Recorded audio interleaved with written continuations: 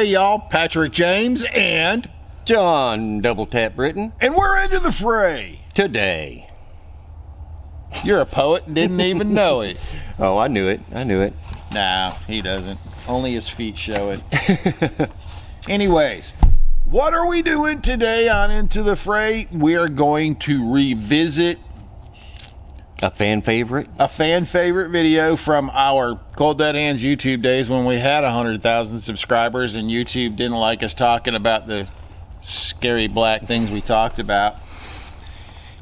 You know, one of the biggest, I guess you could say, pushbacks that we got when we start discussing the Second Amendment is everybody knows the right to keep and bear arms shall not be infringed. But then you get the people, well, what about the well-regulated militia? Right. So we did up our own poster. I hope that our video guy gets this right, but we did our own poster and we're working to get it so we can actually sell it to help support what we do. And to help explain the Second Amendment for people who seem to struggle with it. Have a problem with it. So, with no further ado, I am going to recite the First Amendment. The first. Second. Third. No, I'm not going to recite them all. I'm reciting the second, and I'm going to look at it on a piece of paper right in front of me. So, a well-regulated militia being necessary to the security of a free state, the right of the people to keep and bear arms shall not be infringed. Okay.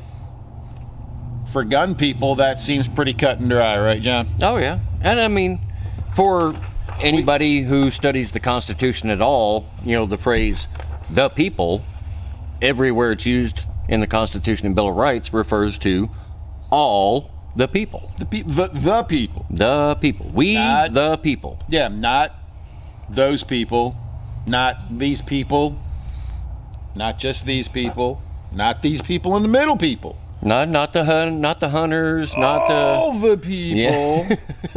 All the people. It doesn't even mean just law-abiding people. No.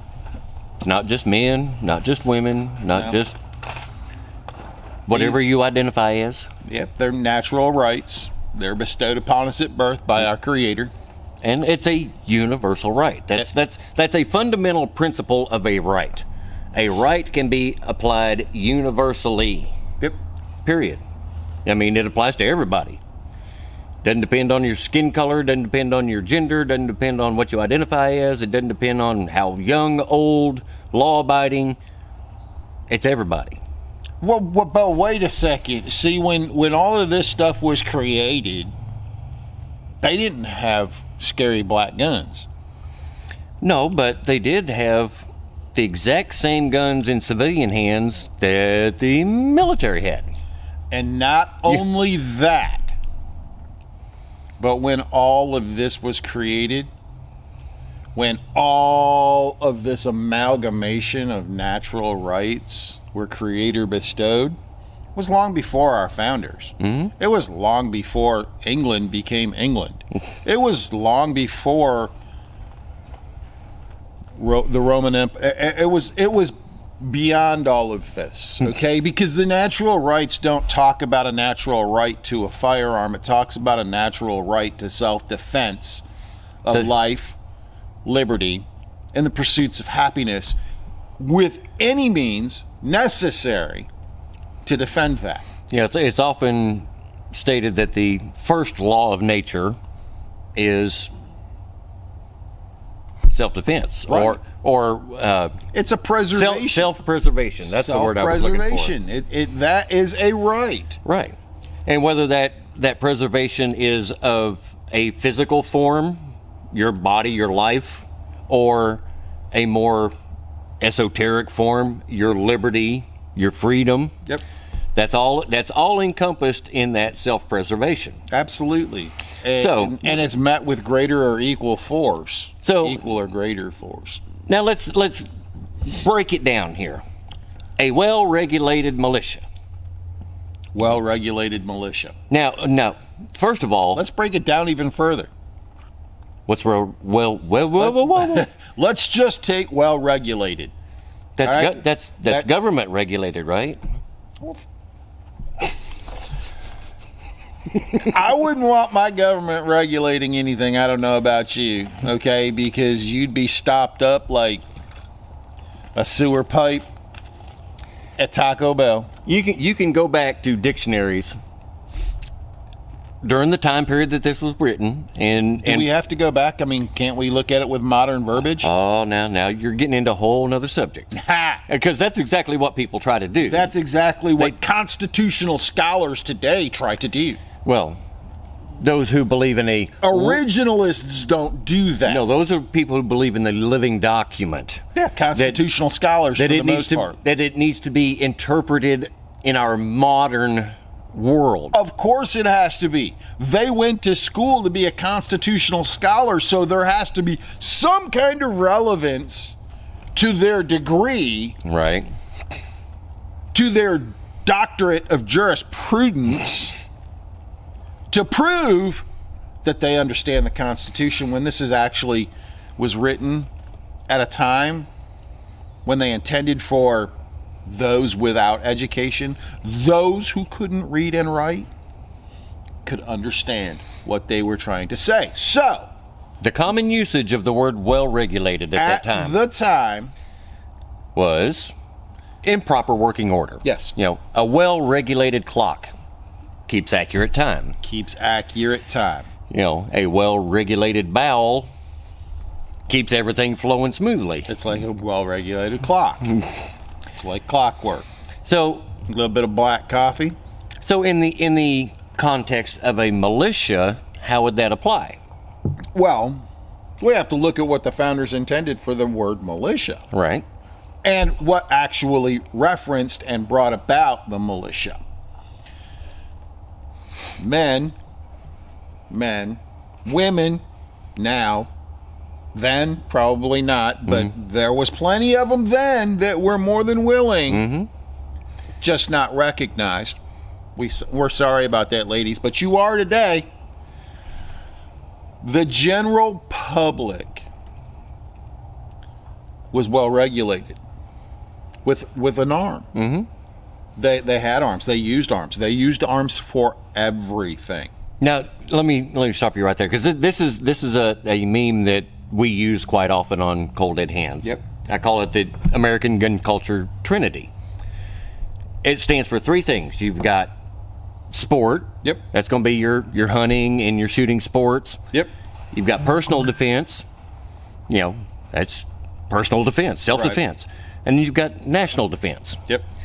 Now, obviously, a lot of people subscribe to the hunting and shooting sports part. A lot of people subscribe to the personal protection. Yep.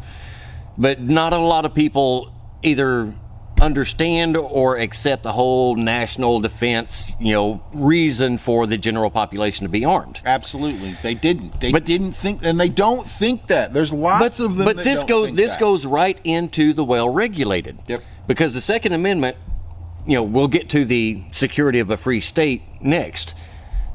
But in order to do that, you had to be a well-regulated militia. How do you become well-regulated?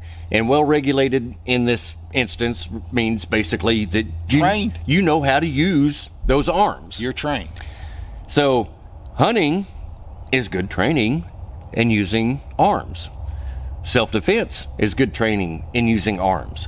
So hunting, shooting sports, training for self-defense, those are all part of making a well-regulated person But that for the doesn't- militia. That doesn't make you an army man. It doesn't have to. And why? Because the intent of our founders was to have well-regulated citizens who understood how to operate a firearm, kept it in well-regulated condition, working properly as it was intended. Which they did at the time because their lives literally depended on it. That's right. They hunted for food. Fed their families. They explored a savage new world from east to west. So, they kept their stuff in good order.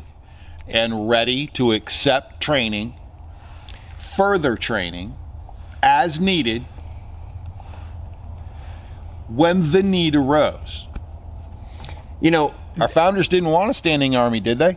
no, but again, on the well-regulated portion, before we move on to what the militia is in general, the Federal Farmer, letters from the Federal Farmer, number 18, Yep.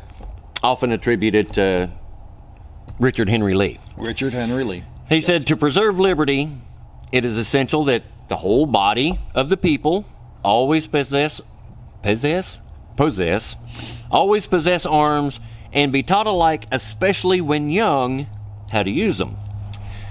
Why is that? That is the very definition of being well regulated. Now, add militia there. And we could go right back to Richard Henry Lee. Mm-hmm. A militia, when properly formed, are in fact the people themselves and include all men capable of bearing arms. Mm-hmm. Now, they used men, like we talked about earlier. Today, in our modern society, as we have grown, there are many women very capable and are such included. And there were, even at the time. I mean, in the American Revolution, there was a lot of women who actually went to battle with their husbands. Absolutely. And there was many women who, when their husband went down, they picked up right where he left off. That's exactly right. You know, Molly Pitcher is a popular one. They don't believe that was her actual name. She was the water girl. She brought water, and her husband ran a cannon. Water girl. Yeah. But her husband went down. She put down the water pitcher and started loading and firing the cannon. And Joan of Arc. They even brought their kids. Joan of Arc. Whole families, men, women, children, fought in the American Revolution. So it may say men, but it's a much broader concept. Absolutely. Especially when you're talking about maintaining or fighting for to establish your own freedom and liberty. So we've established that well-regulated is working as intended. Mm-hmm. So the understanding, Trained, disciplined. trained, disciplined, law-abiding to the laws of nature. Yep. Nature's laws, natural rights, not man's laws. Right. We can't be law-abiding to man's laws. 'Cause They're too that's- voluminous. And as Thomas Jefferson said, law is often but the tyrant's will. And Exactly. always so when it violates the rights of the individual. So we've established that well-regulated meant working as intended. Mhm. You were able, you had your own arms, and you brought them for the extended training that you were going to receive if indeed an army was needed to be raised. So basically, you had a country of riflemen at the ready, just waiting for the call, Minutemen. and then the states were in charge of doing the command and control structure, the generals and the sergeants and all that. So once all these militias showed up to defend the country, they had an organization in place where they just filled the ranks. Yep. And that was the militia. Now, part of the reason they were so adamant about the militia was because they had a very healthy distrust of standing armies. Yes, they did. And what was that one quote, Pat? I think you've got it over there. I do. Yeah, the Elbridge Gerry. Oh, representative from Massachusetts. Oh, how times have changed. This was August 17th, 1789. Whenever governments mean to invade the rights and liberties of the people, they always attempt to destroy the militia in order to raise an army upon their ruins. Raise an army upon the ruins of the militia, So- the people. That would seem to be pretty clear that the militia and the military, the army, are not the same thing. No, they aren't. They never were intended to be because, again, our founders never intended for there to be a standing army. Right. So now, if I'm understanding what we've got so far, a well-regulated militia Yep, is we the people, yep, everybody, yep, who both possess maintain, and are trained and disciplined in firearms, Yeah. to stand as a bulwark against government tyranny, Yes. being imposed by a standing army or an external invader. So all enemies, foreign or domestic kind of thing. And thus being necessary to the security of a free state. Now, Now, free state is one I always like. me too, and I was just fixing to go into it, but John, explain your thought. There's two ways to look at the free state. Yes, there is. One, it's a free country, right? Wow. Free country, free sovereign nation, free territory, But there's also an individual interpretation, state of mind. the state of being free as a person, as an individual, free from oppression. And that is what I believe our founders intended it to mean. And I actually believe they had the dual intent there to secure the free state, the free nation, the free people. They were forming a nation, so I could understand. But they also wanted the people on the individual level to be free from oppression, whether it be from their neighbor, in a personal defense situation, criminality, things like that, as well as from their government. Yes. It only made sense. Right. Okay, we have to go back and look at what they did. We had a constitution. Mm-hmm. They created a Bill of Rights. That Bill of Rights took 10 years Yeah. in the something like that. making. Yeah. And we're talking hours upon hours of discussion and heated debates to grind out these words. And, for people who have trouble understanding the Second Amendment and want to try to interpret it by modern linguistics, there are literally reams of debate notes and debate minutes Absolutely. and discussions and pamphleteers and letters to newspapers, the whole Letters to individuals. The intent, if you go back to the time it was written and all the debate and argument for and against, the intent is clear. Do you realize how smart a populace we would have if an iPhone was available during these debates, where you could actually watch it instead of having to go back and read it? Holy moly! I don't how know. educated we'd be. Well, how educated are we now? And we do have it. Well, if you could watch Thomas Jefferson in a video, if they'd been recording in video, if there was an ability to do so, and you could actually watch Thomas Jefferson Or Patrick Henry. or Samuel Richard Adams. Henry Lee, Yeah. if you could hear the passion in their voices for what they did, we'd have one educated populace. Yep. There'd be no doubt, because very few people want to go back and wade through the tons of papers that surrounded these debates. And granted, a lot of it is written in the old, what they call Queen's English. Yeah. Which is not exactly, King's doesn't exactly English. roll off the tongue these days. Exactly. It's different. So that's why they need to interpret modern, Right. so you can understand it, right, with modern verbiage. No.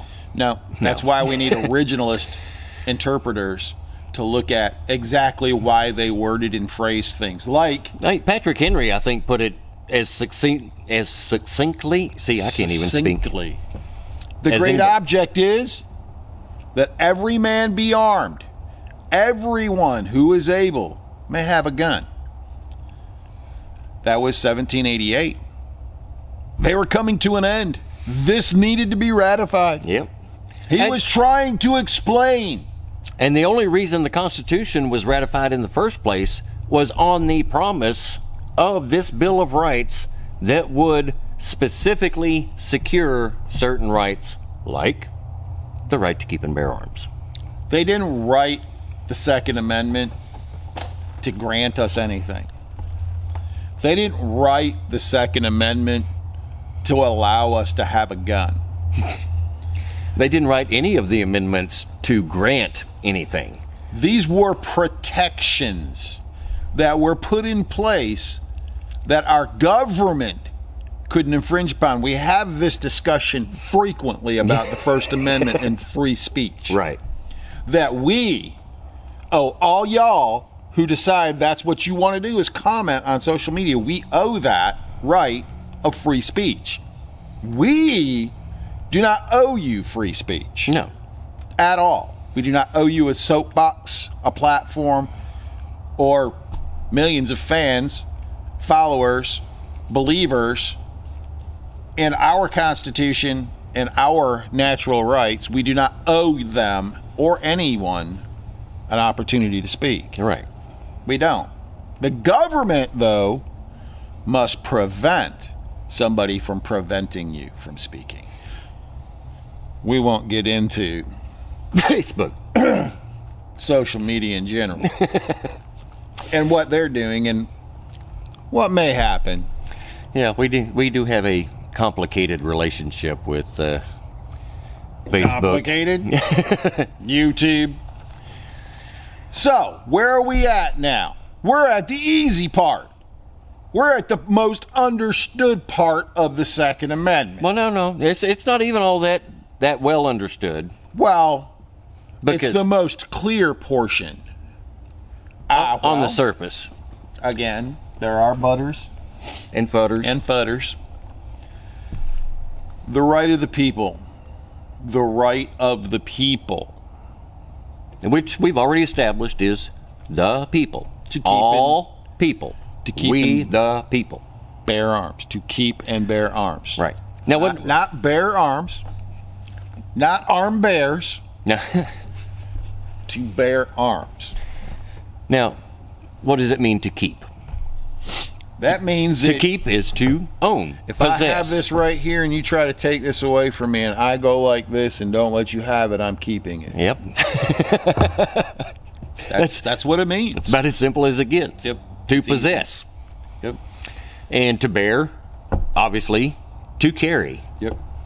So you have a constitutional Second Amendment right to own and carry firearms. Yep.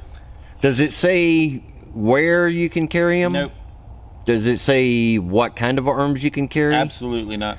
As a matter of fact, it doesn't even say firearms. No. It doesn't say muskets. Nope. Doesn't say flintlocks, Knives. pistols. Hatchets.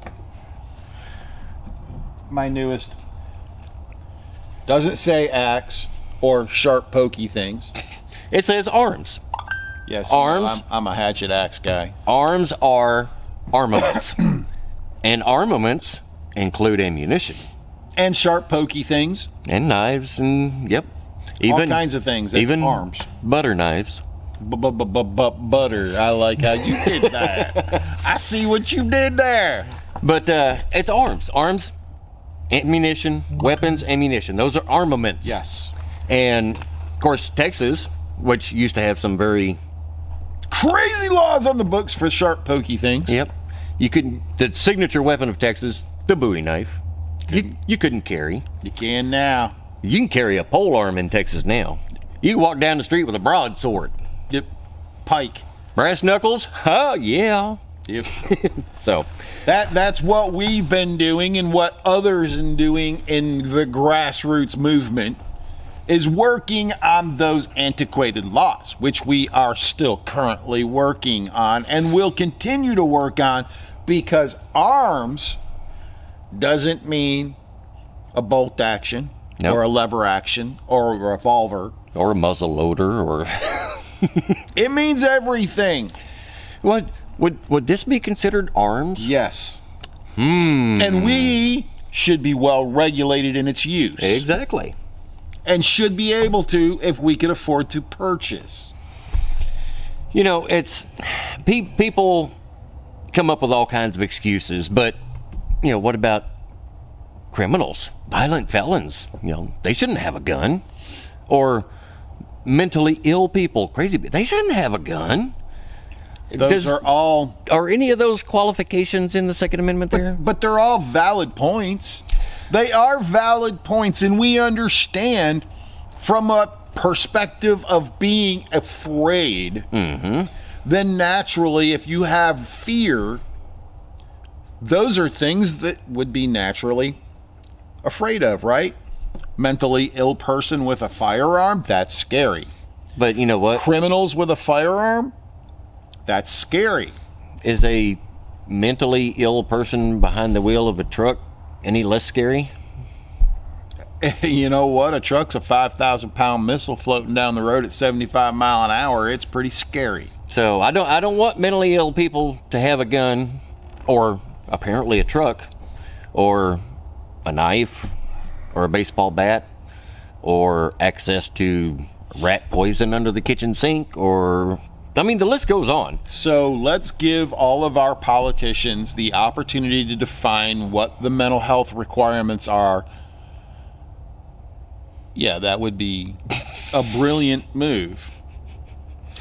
You know, there wouldn't be anybody owning anything if the politicians had a opportunity to define what mental health regulations you'd have to jump through. But the whole point is, you know, it's not the firearm that needs to be regulated. No.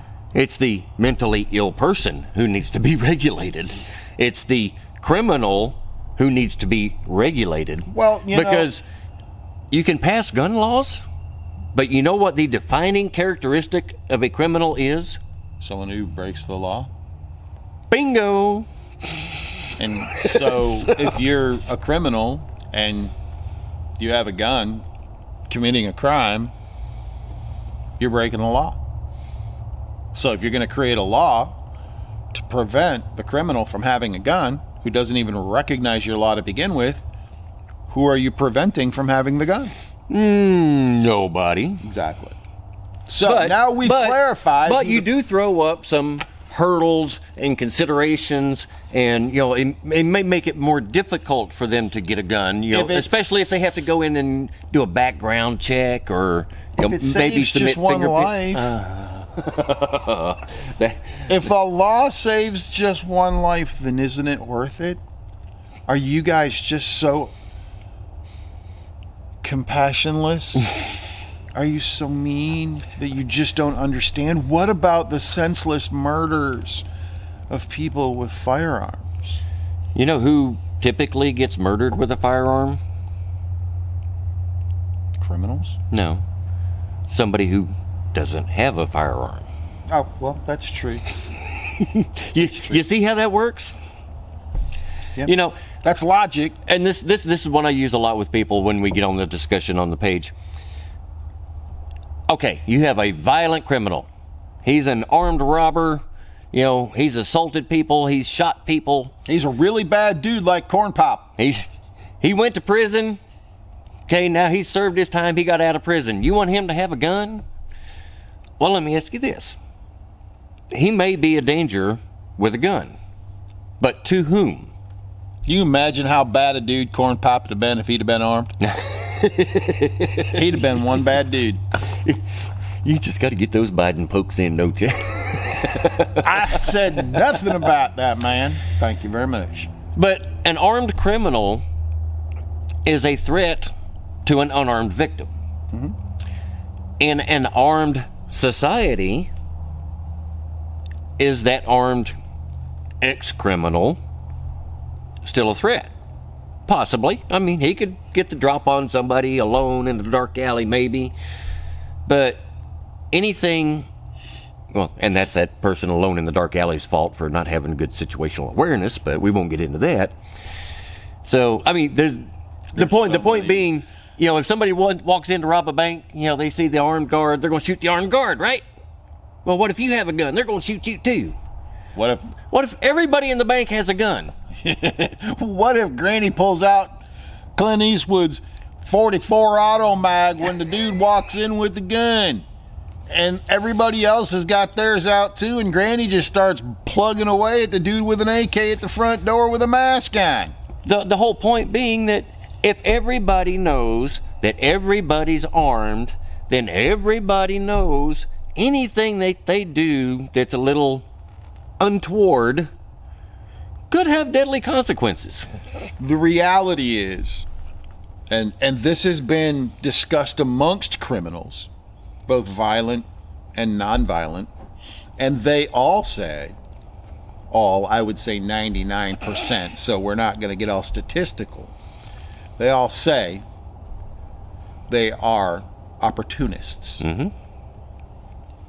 There are those who don't give a rip and are going to shoot you in the face. And the vast majority, like 85% of them, say that the thing that they fear most is not the police. No.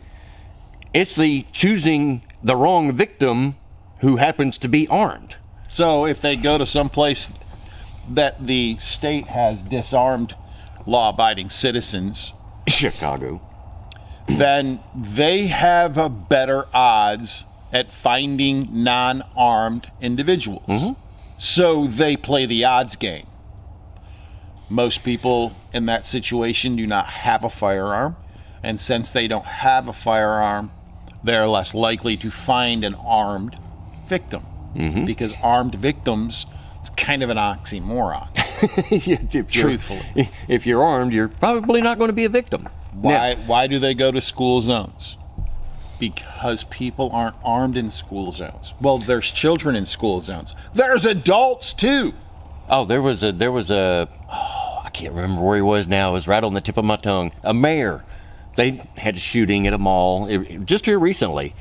And he said if he had just obeyed the gun-free policy, nobody would have gotten hurt. Ifs and buts were candy and nuts, we'd all have a Merry Christmas. Criminals, we've determined, do not follow the law. A person elected by the people of his city to run his city made that asinine statement. All right. In writing. We determined now, okay?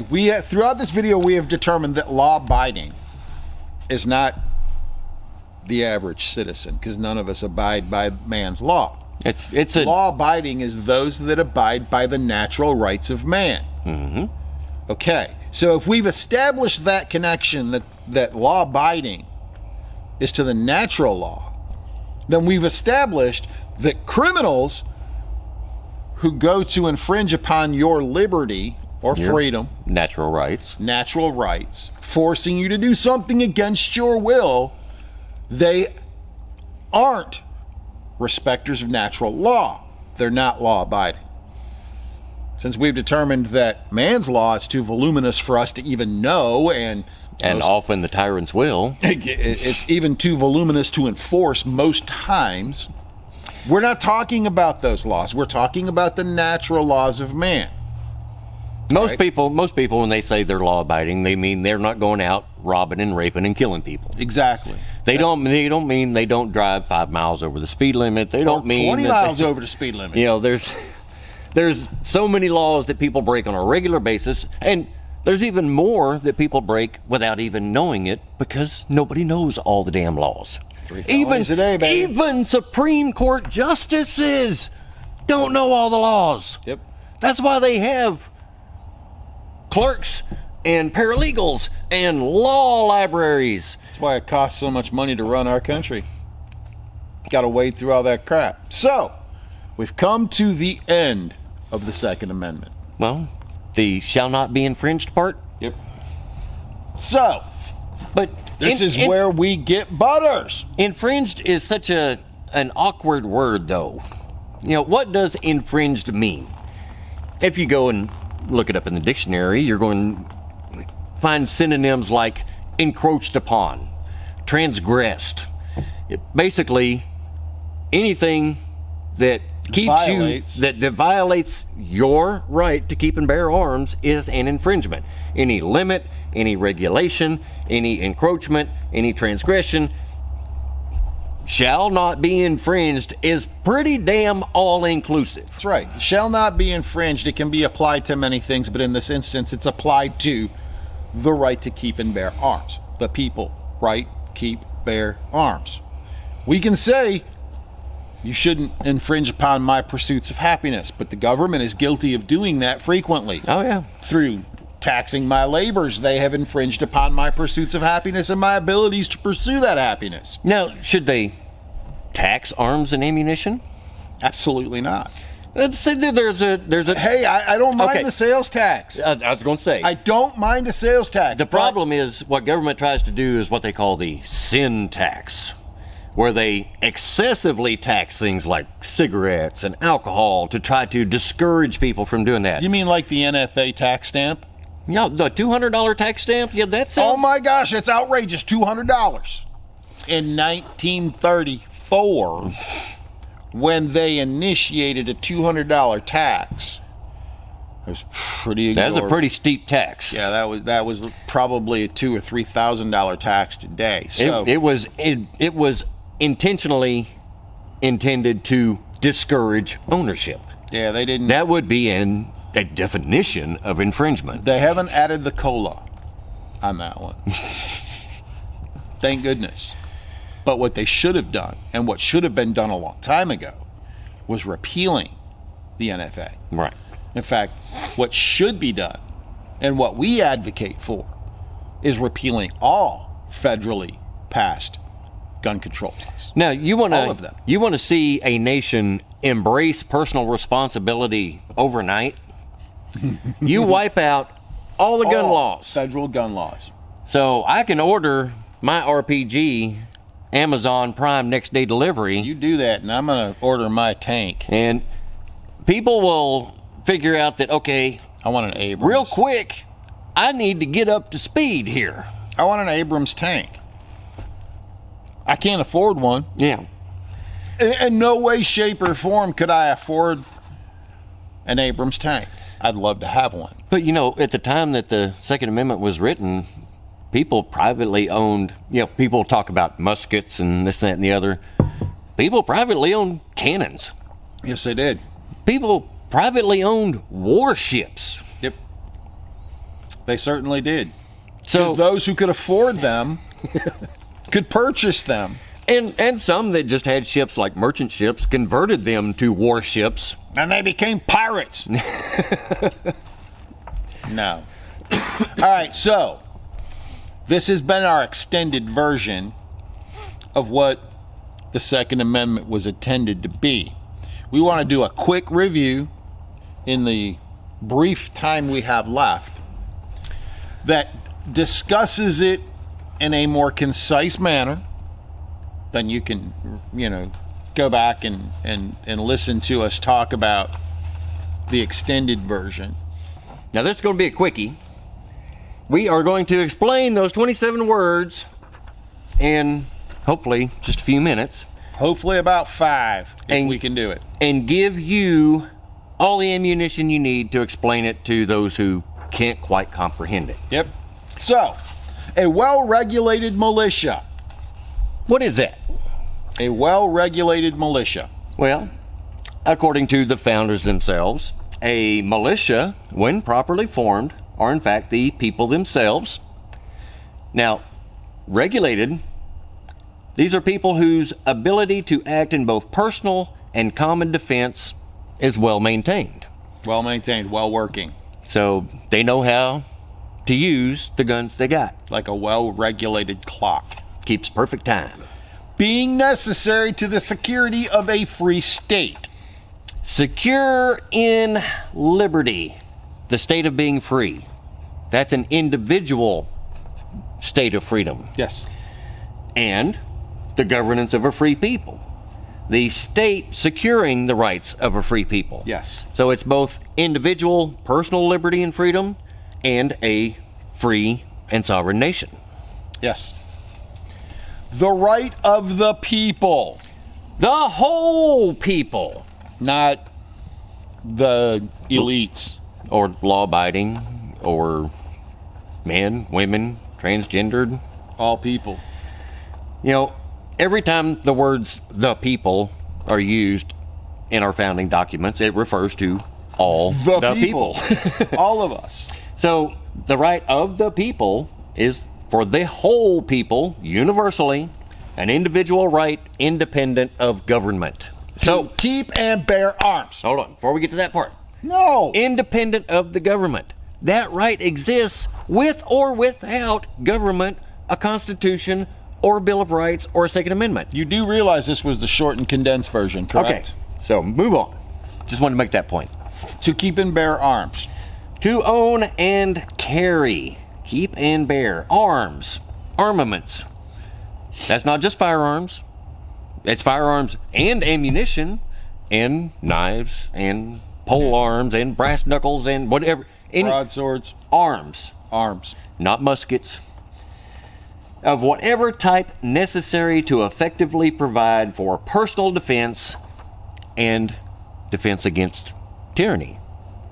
Protect Both our liberties. foreign or domestic tyranny. Protect our lives, our liberties, and pursuits of happiness. And they shall not be infringed. Infringed. Infringed. Shall not be limited, regulated, federally or excessively taxed, or encroached upon in any manner. They shouldn't be taken in any manner. They shouldn't, nobody else has to say what type of arms. No. That's a general provision here. Arms, armaments, firearms, ammunition, whatever arms you need to effectively provide for your personal defense Yeah. and national defense from all enemies, foreign or domestic. The ultimate authority resides in the people alone. The advantage of being armed, which the Americans possess over the people of almost every other nation, forms a barrier against the enterprises of ambition. James Madison. James Madison.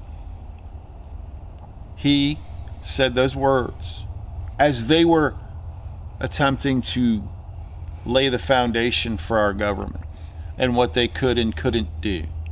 And one of the major proponents for the Bill of Rights, which contains the Second Amendment. Yep.